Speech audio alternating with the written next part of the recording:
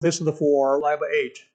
This lab is for managing vSphere distributed switches, including create a VDS, add port groups, backup the VDS, and make some changes to configurations, and then restore the VDS from the backup file. So first, I will create a VDS. These are the input parameters for this new VDS.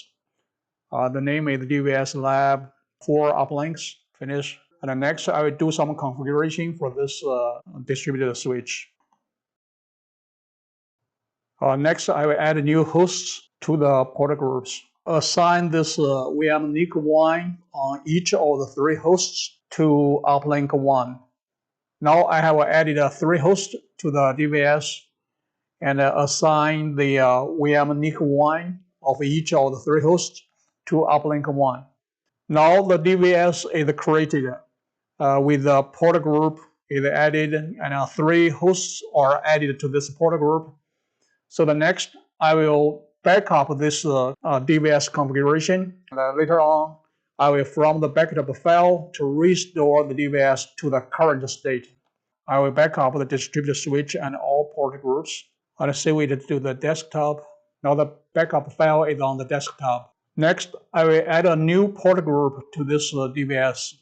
These are the parameters for the new distributed port group. This will be used for the health check status of the VDS later. Next, I will enable the health check on the DVS. Next, I will check the health status of the DVS. Now the health check status shows the hosts have some warning messages here. This is because there are some issues with this testing port group.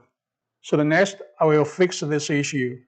Now the warning messages are because of the setting of the VLAN tab. Now here I will set it as none. Now the health status shows normal now. Next, I will deactivate the health check. Now disable it. Now the health check is disabled. Next, I restore the VDS from the backup file. Here it shows the property of this renamed DVS.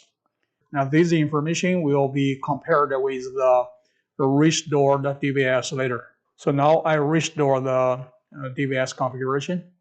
Now the current DVS lab test will be restored to this one, the backup one.